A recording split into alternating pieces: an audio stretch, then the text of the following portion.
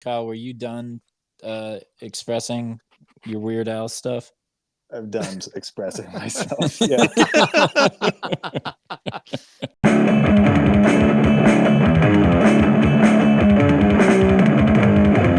4, 3, 2.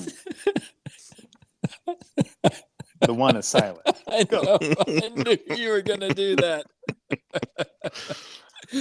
All right. Welcome to Pit Warning. My name is Wesley Decker. With me, as always, is Justin Davidson. Hello. Nate Rippey. Howdy. And Kyle Vaughn. Hello. All right. Cover songs. This month's topic. This one was simultaneously easy and hard. Easy in that there are a zillion fucking cover songs out there. And hard because, at least for me anyways, it was difficult to sort of narrow it down to ones that I thought cut the mustard. My criteria, by the by, for this one isn't necessarily like the cover song to end all cover songs. I guess to a certain extent we could have just all picked like fucking Nirvana Unplugged covering David Bowie and a bunch of other stuff. Well, see you later. Yep. Okay. Bye. And called it a night. For me personally, these are just all ones that resonated within my life and had some staying power. Yeah. So that's my criteria. Well, what do you? I guess what would it be about a cover song that stands out to you? That because there's so many cover songs, but for me personally, I like a cover song that's going to be a little bit different than the original, and somebody takes their own artistic initiative and makes it their own and puts their own special twang on it. Like somebody takes like a moody, gothy Cure song and maybe overlays a bit of Southern California Rastafari. Yeah, perhaps that type of thing, maybe. But there's also like there's different deal breakers for me also. Like I don't think that I feel like every Netflix and HBO like special or like movie, like the trailer always had. Don't get me started on this. Video games. Like, God, video I games. hate it. Video games is like a video game trailer. It's like, okay, so here's this song that everybody knows, and I'm gonna sing it really quiet with very sparse instruments, and it's gonna be slowed down.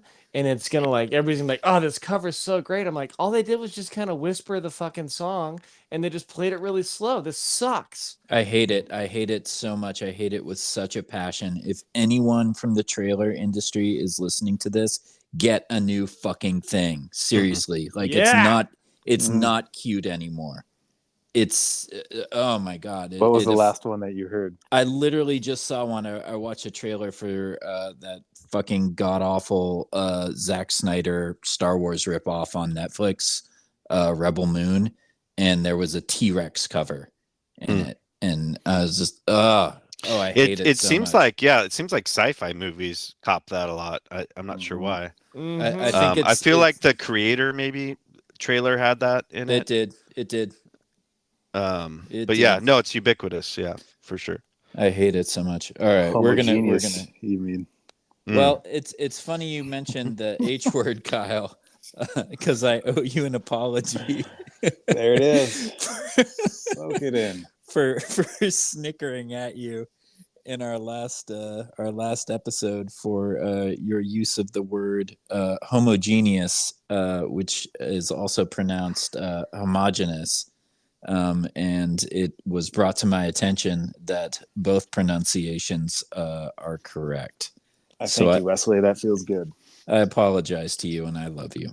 And I would like to go on record and say that I do not apologize to you because I don't trust some crazy lady I've never met on YouTube that says you can pronounce it any which way you want. I do not apologize to you, Kyle. I stand by the snicker. Hashtag stand by the Snickers. Snickers. All right.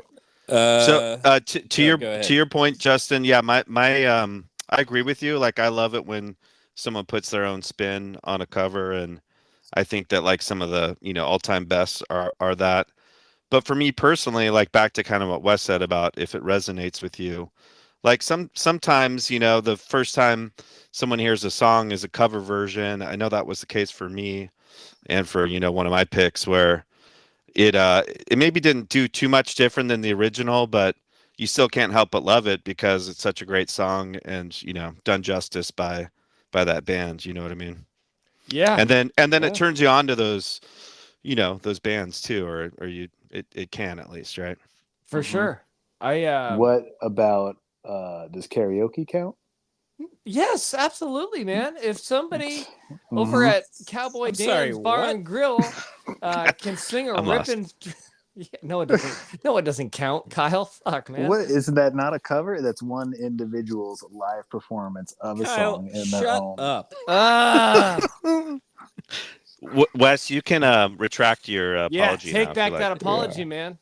Yeah. All right. Yeah. The apology is gone in the wind. Rescinded. At this point. Yeah. Well, all right. That it was going to be Nate's karaoke cover that was on my list. Well, you could maybe do that as an honorable mention. Apology back on. All right. One more question about criteria. Okay. How do parodies fit into this category? Oh, that's a cover. Weird Al? Yeah, I don't know. Cover. That's a cover, man. I don't know. I'm kind of with Nate. That's like borderline for me. A parody is not truly a cover. Yeah, I think it's okay to change like a word here and there, or maybe a whole verse, but not having kind of any of the same lyrics. I don't know. That's an interesting question, Kyle. Okay, well, in my book, no, but do what you feel, Kyle. I'll go on another. I'll have another question about covers. I didn't just start thinking about this like in the last week or two, but like I've thought about like what is the most covered song of all time, and like if you look it up online, it says like "Hey Jude" is the most covered song of all time or whatever. And then happy birthday. Happy birthday. What a cop out answer. Number one on my list. I look forward to it every year. my mother's rendition of Happy Birthday has got to be the best. No, but like Christmas songs are all covers, and I've got no idea like who originally sang White Christmas. Who knows who originally sang Jingle Bells? Those aren't that's not a cover criteria, right? Like there's just like what is it? It's like open domain. Open domain. Yeah. Here's another one. Royalty free music. Here's another one. What's the difference between a cover and a standard? Like say like a jazz. It's a country standard. Music thing, yeah. Like Take Five. Well, jazz too, right? That's what I'm standard. saying. Well, I have a zillion versions of Summertime across multiple albums. Yeah. When would those be kind of royalty free? Wouldn't it fall into that kind of? I don't know. Okay. No, I don't know. original authors. Country music does that a lot too, right? I mean, there's a lot of like country music standards. Well, so does blues. Like, what about what yeah. is it? The Hunter or whatever? Like, everybody covers that. Like, heavy metal guys cover that shit. Like, yeah, it's rock bands cover it. Yeah, whatever. I'm not gonna do it. Keep going, bud. I will not. All right. I think we've laid the groundwork. I think we know where we stand. All right. I'm gonna kick us off this time because I'm scared somebody's gonna steal mine.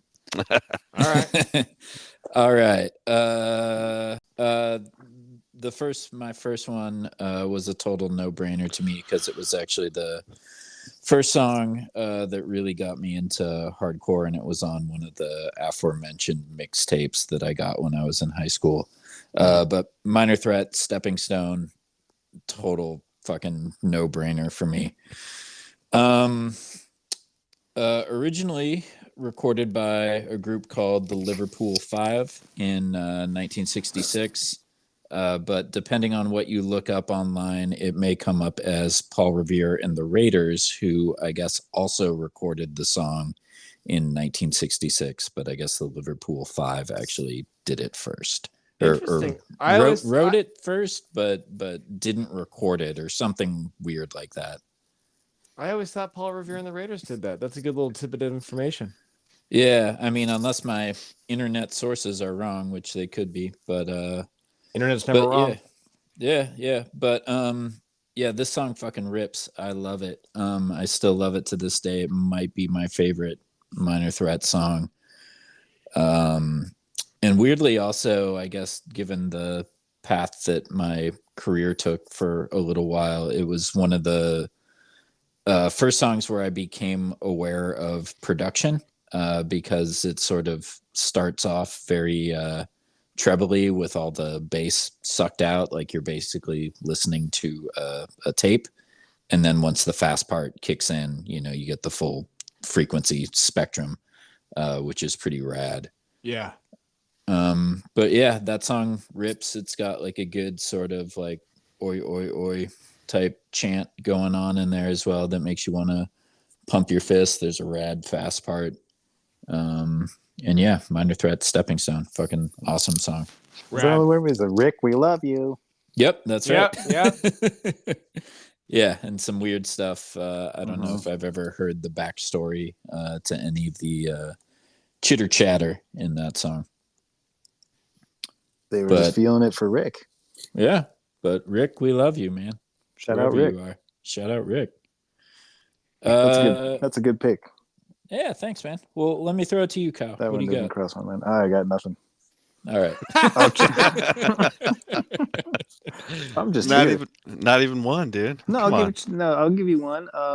Covering "I Can't Hardly Stand It" because that's a Charlie Feathers song. It's sort of like a rockabilly, early country Charlie Feathers song. A lot of like Cramps did a lot of covers. That was kind of their thing, right? But I didn't know that was a cover song for a decade or so, a long time. Yeah. And the song's awesome. And I really going back into looking into old country and kind of early rockabilly stuff. And now I'm going full rockabilly. Rockabilly and dungeon synth, man. Yeah. Tough choices. An eclectic man. Yeah. Kyle, I think those are two tastes potent that would combo. get together. Yeah, exactly. Yeah. You think you those could go make that together? happen? We'll never know unless you try. Yeah. Peanut butter and orange juice. All right, Justin, do it.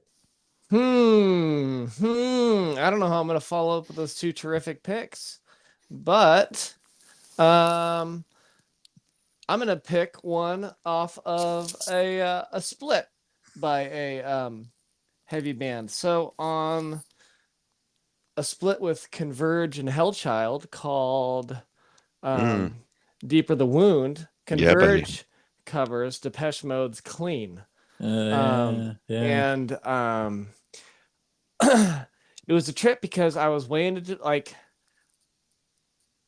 Depeche Mode before listening to Converge, and then when I picked up that split EP, it took me like a couple of listens to actually put it two and two together that they were covering Depeche Mode, and I thought that was really awesome that they were covering Depeche Mode, but it was really nice to hear a song that was purely electronic getting covered by musical instruments, and I love that cover, and it stands up today. I fucking listen to it on a regular basis, and that was the first song that I kind of thought about. I'm just like, oh, ooh, that is one that I have listened to for 20 plus years, and I love it. I absolutely love it.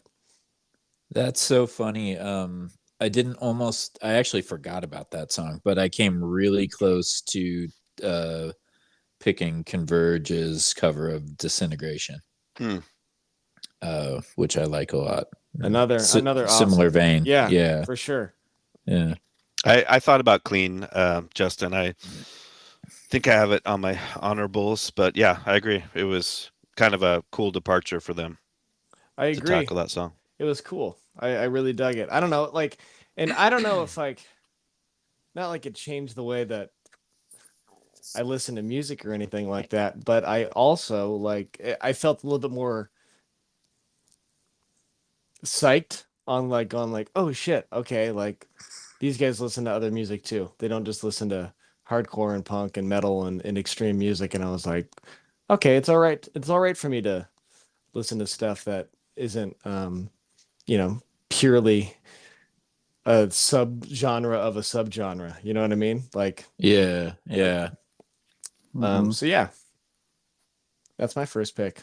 What about you, Such a Nate? So, great pick, Justin. Thanks. That is a Thanks. wonderful pick, man. Thanks. Have you ever heard that cover, Kyle? I haven't. No, Yeah, that's what actually. I thought. Well, I was worried when you called Justin before me because I was real worried he was going to take my first pick. And I actually think that I know what your first pick's gonna be. I'm gonna let you say it, and I'll Go ahead. confirm No, it. I'm curious. No. Okay, okay. No, I want you to say it because I thought about talking about this other pick, and then I'm like, I wonder if this is gonna be Nate's. But go for it. Yeah. I have Well, a thought here too, so I'm very I know. curious. I'm. All I'm. right. I Well, know what it is. at this I point, know you what it probably are is. guessing Metallica. But yeah. I mean, really, that whole Garage Days EP is pretty fucking flawless. But for me, the song "The Wait," and again, it comes back to. It's not like they're really doing anything crazy with the cover. So it's a Killing Joke song off their self-titled debut. And it is like the original definitely has some synth and like some drum. Actually, it's live drums, but it has some like synth and stuff, which the Metallica version does not. But it's just a great kind of does homage to the original and nails it, and then makes kind of certain parts of it heavier. The chorus is just so fucking great. Anyway, first time I heard it, I loved it. Still love it to this day. And then a tidbit about Killing Joke. You know, I think the more I was thinking about it, I think Killing Joke is one of the most influential bands, in heavy music. They certainly were for Nirvana. Well, there you go. I was going to bring that up. Yeah, so the song '80s was later on in their career, and they had like some lineup changes. But yeah, that song came out, and then Nirvana did "Come as You Are," and I guess Kurt didn't even want to release it as a single because he knew it was, pretty much a direct ripoff of the song '80s by Killing Joke. But management and whatever were like, no, that's the next best single. They released it, and Killing Joke at the time was like, oh, it's fine. And then I guess later on they'd kind of grow kind of resentful to some degree, but then it was all good. Like later on, in fact, Dave Grohl drummed on a Killing Joke album. Anyway, but they've also influenced, I mean, all the industrial guys, for sure, Ministry and Nine Inch Nails, Faith No More, which I got to drop in. And yeah, lots of the grunge guys, Soundgarden, Nirvana. And anyway, good cover, or great cover, I think. And thanks for not taking it. Well, just to be all on the up and up here, that was not the song I was thinking of. But awesome. Right. Awesome. Cool. All right. Back right. to Wes. Back to me. This was one that Justin and I were talking about on the phone probably a couple of years ago. I did not know that this was a cover. And Justin educated me on it. But The Clash, Police on My Back. Fucking awesome song. And came out in 1980, the Clash version, but the original recorded in 1967 by a band called The Equals. And both are equally good versions of the song. But the Clash one will always have a special place in my heart. Again, if you made it onto a mixtape when I was in high school, I Will Fucking Love You Forever. And this was one of those songs, but super catchy, undeniable chorus, awesome lyrical Unforgettable content. Unsurmountable. Undeniable, unforgettable. But yeah, I thought that Kyle was educating you on the pronunciation of undeniable. Oh, undeniable. Did I say it incorrectly? No, it's a completely different word. Yes. Oh, okay. Kyle, you just have free reign now to correct me on any mispronunciations. All right, Kyle, what do you got? Are we going? I got another Clash song, man. Oh, I wonder if is it Go Police ahead. and Thieves is Yep. always really stood out to me again. So Yep. another one of these songs that like I didn't know it was a cover song. When I found out it was a cover song, it was because Junior Marvin That's is right, dude. is the original. And so I was having like a phase where I was going through all like the original rockers, like 70s, 80s reggae stuff. Yeah, so it didn't bring me. I was already like going through all that old reggae stuff, but then making that connection from that old, I just thought that was so cool. That just made the Clash even cooler to me. Isn't Pressure Drop in there as well? Sure is. Yeah, dude. Mm-hmm. Jimmy Cliff, circa Toots and the Maytals. Yeah, dude. Yep. That's a great song. For sure. I would actually argue the Clash version is kind of a notch or two down in my book from the Toots version. Whereas Police on My Back and then sorry, what was yours, Kyle? Police and Thieves? Police and Thieves are kind of on par, at least to my ear. Yeah. But Clash had tons of great covers. There was a little side story. I forget the name of the band slipped my mind. I was just thinking of it, but I was on Sublime covering Toots and the Maytals. Is that what you were gonna say? No, but it's close. Yeah. When I was on Warped Tour, there was a band. There was like a ska punk band, and on the stage next to mine, and like halfway through the summer, they started covering Toots. Like every day, they would cover Pressure Drop and a couple other Toots songs, and that was like the highlight of my day for a couple of weeks because I knew this band was going to come on and just play some Toots. Weirdly, I feel like 30% of this podcast has turned into like ska talk. But those like third wave bands, like that whole like tempo just is just like wildly annoying. Yeah. But all that other stuff's cool. Yeah. Are we going to talk about any of those punk CDs? Does that count? I never really listened to those. Is that like where like, the Ataris would cover like Backstreet Boys and shit? Yeah. Yeah, I never really MXPX would do a Christina Aguilera song. Oh God. I will say that there is Me First and the Gimme Gimmes, them covering all those bands, like very like a la like all those pop goes punk things. Like the pop goes punk things bum me out, but I fuck with Me First and the Gimme Gimmes hard. Like I can't believe I didn't think of that. Like I can't believe I didn't think of that. Like I love every single one of their albums. Like their cover of Nothing Compares to You is all time. That's some Santa Cruz skate rat shit. Like that is what? It First is. In the Gimme Gimmes? Yeah. I'm sorry, you just told a story about being on Warped Tour, and you're turning your nose up at Me First. No, that's not me turning my nose. I'm just saying like that is really like you weren't turning your nose down. That's for sure. No, it was right in the middle. It was level nose. Level nose. Indifferent noses. No, they did like fuck not. I'm totally like blanking. Being on a Santa Cruz skate rat's not a bad thing, man. I just meant that's like real product of the time there. Yeah. Good band. Very good band. Me First and the Gimme Gimme. Justin? We talked a lot about Nirvana. I wanted to say that Sturgill Simpson's cover of In Bloom is very high up there for me. Just from... It is a slowed down version of the song. However, it is... would really go well in a video game trailer. I disagree with that because don't give them ideas, Kyle. Don't feed those awful people. Anyways, but I think that it is sonically very it's very busy by the end of the song, and I really fucking dig it. I like it a lot. I really got into Sturgill Simpson. Like, I don't know.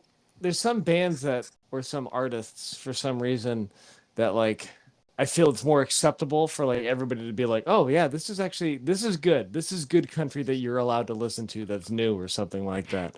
And Sturgill Simpson was one of those guys for me. And then when that cover of In Bloom came on, when I bought the album, I was like, this is fucking awesome. And I really enjoy it. I back you, dude. Sturgill is great. I'll throw in an honorable mention right now is his cover of The Promise on his first record is also amazing. Yes. The Promise is as in like I'm sorry. When in Rome. Okay. Yeah. Nice. Yeah, it's incredible. Nate. Yeah. No real transition here, but my next one is a Black Sabbath cover by the band Sepultura. And it's Symptom of the Universe.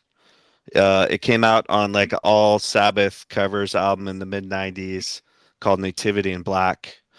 And there's a few pretty good covers on there, but the Sepultura one was noteworthy for a few reasons. But first of which, their drummer Igor is just like ripping the whole time, just kind of soloing pretty insanely throughout parts of it.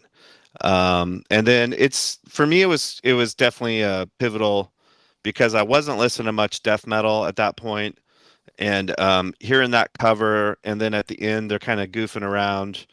And I was like, maybe these guys aren't that crazy or whatever. And it opened up the door for Sepultura for me, which then kind of opened up to, At the Gates and a bunch of other, quote unquote death metal bands. But anyway, if you guys haven't heard that cover, it's I think all time really good job of kind of upping the ante on the first the original. Nice. Yeah.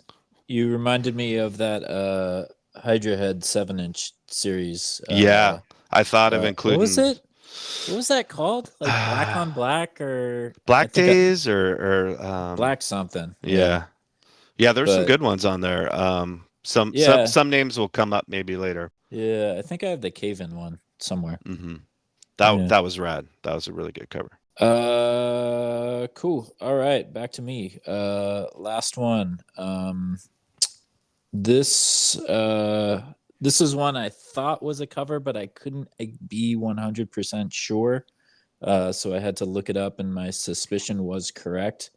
But this is definitely one where the cover song is probably more synonymous with the band that covered it than the original artist. And this song, keeping the ska talk going, I know. The Specials, Rudy, A Message to You. Yeah. Originally done by Dandy Livingstone in 1967, then done by the Specials in 1979. Probably like the quintessential like second wave two-tone song, probably one of the first songs of that era I ever heard in high school. And a cautionary tale to all you youngsters out there to keep it in your fucking pants. So I thought you were gonna say about getting into ska. Oh, good Lord. Wesley, did you ever skank? Yeah. Fuck did yeah, you skank? Skanking's fun, isn't it? Skanking is fun. That's what I'm talking about, man. If you're looking for some like entry level fun to like get into this shit in like a safe like atmosphere, you can't beat it. Cannot. You can't beat it. And like, unless your name's fucking Freddie Madball, none of y'all were fucking born into this shit, and you needed some like gateway bands. And I stand by my pick. Yeah, I'm with it. All right. Skanking's fun. Skanking is fun. Well, that one landed like a fucking wet fart. What do you got, Kyle? Also, fuck you. That song's fucking cool. Oh, yeah. It is. What do you mean? It is. I love that song. All right. Yeah, dude.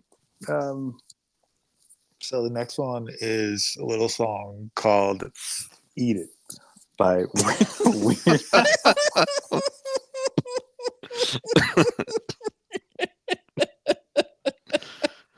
A really important song to me.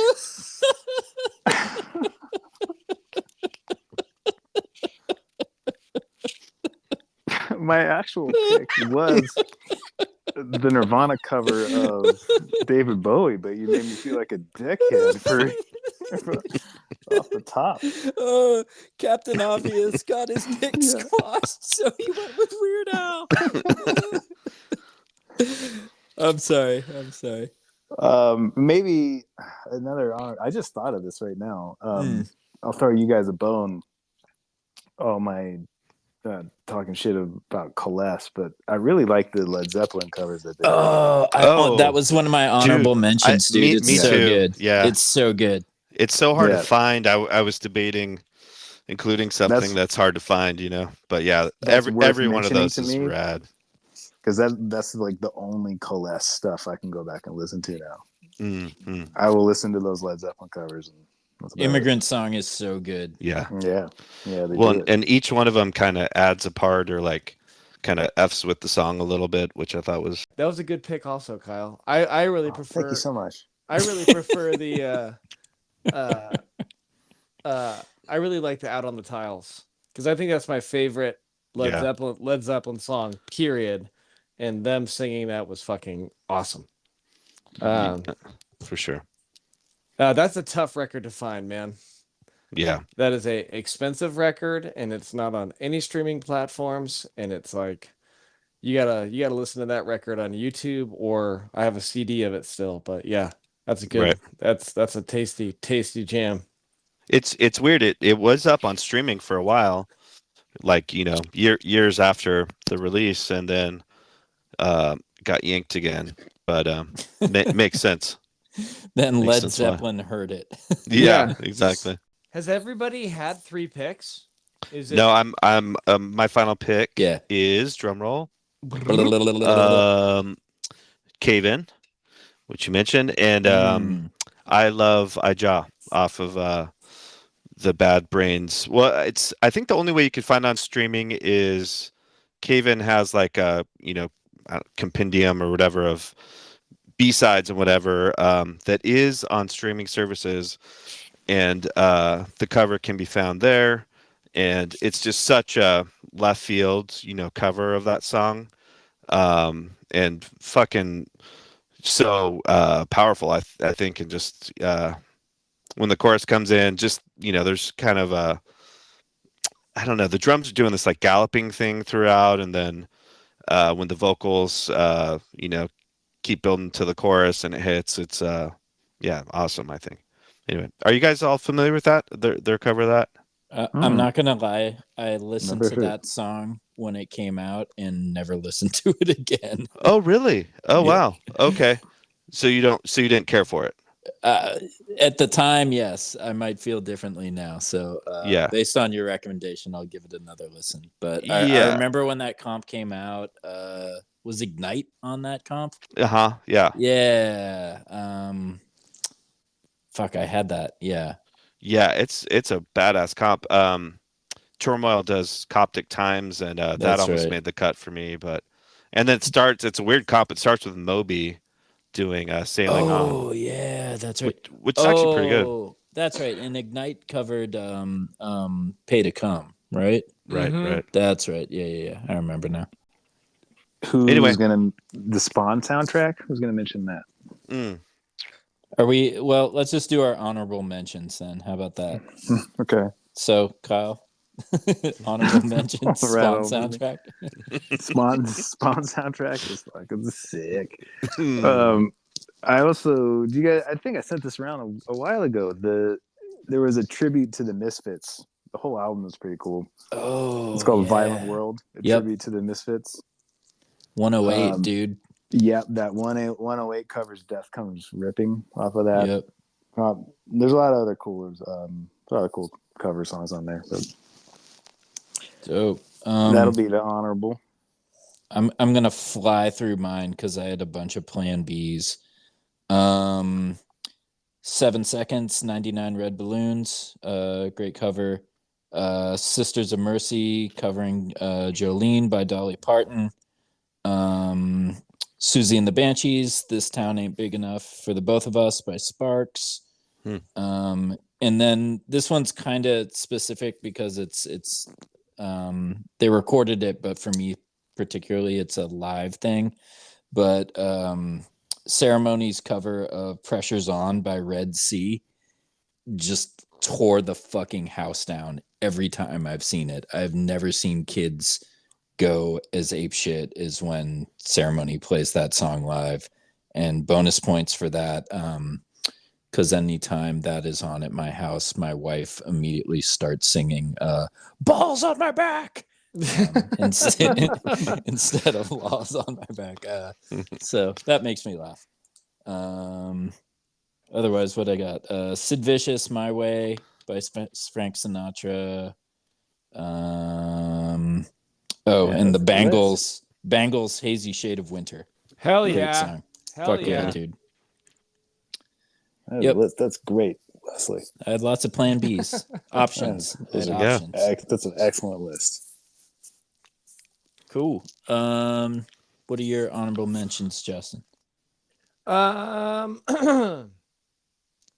got a few that I'll just blaze through right now. In a not heavy music genre, Townes Van Zandt covering "Dead Flowers" by the Rolling Stones, I think is better than the Rolling Stones song. And then I have another odd honorable mention, which is Mariachi El Bronx covering Prince. And they cover "I Would Die for You," and it's, I think, I forget what the album's called. It's called like Dead Music Volume 1. They did like a double album a few years ago, but that cover is fucking awesome. It's incredible. And I don't think I've heard that. It's great to hear Prince get covered by a mariachi band. And then a couple of heavy songs that I really like is Death covers "Painkiller" by Judas Priest. And that is a rad cover. Oh, yeah. As well as In Flames covers "Murders in the Rue Morgue" by Paul Di'Anno, Iron Maiden, pre Bruce Dickinson. And that is also a good one. That one's like I feel like that one's a tough one to find. It's on. I think I have a remastered version of Subterranean on vinyl, and that's where I've heard it. But you can find it online. It's pretty easy to find online, but it's great. And that's those are my honorable mentions. Cool. Mine are another one really hard to find, and this maybe shows how uncool I am or whatever, but I think this is maybe one of the best cover songs ever, or at least in the heavy metal spectrum, and it is Tool's cover of "No Quarter" by Led Zeppelin. It's kind of like what the Coalesce stuff does. It takes the original and then it kind of expands on it. It adds on like a whole other kind of outro. I think it's like 10 minutes long or something, super long. Anyway, that's great. It's definitely on YouTube. The other one, this one's funny for me because I've never even heard the original. I just know it's a cover, and it fucking kicks so much ass. It's At the Gates covering Slaughter Lord, and it was on, I think it was like a B-side from Slaughter of the Soul? Slaughter of the Soul. Thank you. So this is what I thought you were going to say for your first pick. Oh, really? Oh, interesting. I immediately thought of you when this topic came up and thought of that song. Huh. Yep. Yeah. The song is called Legion. And man, doesn't it kick so much ass? I mean, it's like kind of like perfect cover for them because it kind of does the melodic thing, but then it has these cool like shifts to the song and keeps kind of ramping up. And anyway, it's great cover. Song rips. Yep. And again, I've never even heard the original. I'm just like, I don't see how it could be better than that. Thank you. Those are my main ones. I mean, I have a bunch of other. Pony by the band Far, the Genuine song. Have you guys heard that? Oh, come on, man. I'm serious, man. It fucking slaps. Check it out. And then I'll end with Dead Souls by Nine Inch Nails. Yes, off the Crow soundtrack. The Crow soundtrack. That's a great one. Yeah, I always like that cover. Kind of remind me. It's similar a little to that Clean cover. It has a similar vibe. For sure. That'll do it for me. Cool. All right. Good job, fellas. Very eclectic. Solid picks. Kyle, do you have an honorable mention? And why did you pick Green Jello's Three Little Pigs? Because that song really opened up my mind to, what could be done with children's tunes, No Cat's Cradle by Ugly Kid Joe. Ugh, another rad one. Holy Solid. fuck. That's not a solid one. Deep cut. A deep cut. That was. Things we like and things that we would recommend. I saw a new show on Friday night that I would like to recommend. And it is a show on Showtime called The Curse. It's fucking great. Get on the fucking Curse train, my friend. This is Nathan Fielder. Is that his? Yeah. So here's the deal. It's got Emma Stone, Nathan Fielder, and Benny Safdie. So everybody knows who Emma Stone is. Nathan Fielder, if you're not familiar, he had the show Nathan for You as well as The Rehearsal on HBO. Definitely kind of like awkward dude master. But everything he's done I've thought was fucking brilliant. And Benny Safdie, one half of the Safdie brothers who directed Good Time and Uncut Gems, two movies I like a lot, and definitely has both the Nathan Fielder and Benny Safdie vibe going on. You sort of feel like a fly on the wall watching something that you shouldn't be seeing, but you absolutely can't look away. And the premise is Nathan Fielder and Emma Stone are husband and wife duo who have a show on HGTV to help communities fix up the neighborhood. And Benny Safdie is their piece of shit producer who tries to get them to do nefarious things. And it just gets fucking weirder and weirder from there. So is it a reality show adjacent like his other shows, Wes, or is it okay? It's all scripted. Yeah, it's all scripted. It feels filmed in cinematic, I guess, for lack of a better term, with all the accoutrements that go along with that. But yeah, it's fucking great. Highly recommend it. And the Cherry Tomato Boys, which you will understand if you watch the first episode and then never think of cherry tomatoes the same way ever again. All right. What? Yep. Cherry Tomato Boys. You'll see. You will see, dude. Kyle will not because he doesn't have cable. I don't even own a TV. You own a TV. I think the easiest way is if I think you can get Showtime via Paramount. Do any of you actually have cable? What do you mean cable? Who has cable? Nobody has cable. I cut the cord when I moved to LA, man. I haven't had cable for a long time. Mm-hmm. But anyways, that's my recommendation. The Curse, one episode in, and I think it's great. So, I like it. Cool. Awesome. Yeah, probably I heard that. I really been liking the Spiritual Cramp record that came out this week. I listen to that a lot. Mm-hmm. Yeah, mm-hmm. yeah. And Malo Carpitan. I don't want to say it's like a European folky black metal band. I think I sent you guys on the thread a little while ago. Awesome.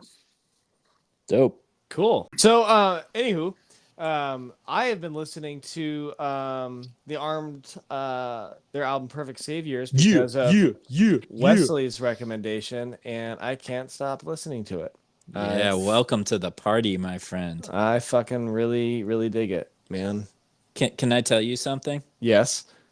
Actually, two things. Number one, I love you. Number two, if you have not gotten into their music videos on YouTube, get into it. Hi, Theo. Hi, Theo. We saved it for the end this time, just to test if you were listening. Shout out to Theo. But anyway, sorry, Justin. Continue. That's it. All right, Nate, what's your recommendation? Okay, quick album, TV show, and a movie. Ooh, The album that I can't stop listening to, and I hate even saying the name of the band because it's kind of a stupid name to me. Hotline TNT is the name of the band, and the album's called Cartwheel.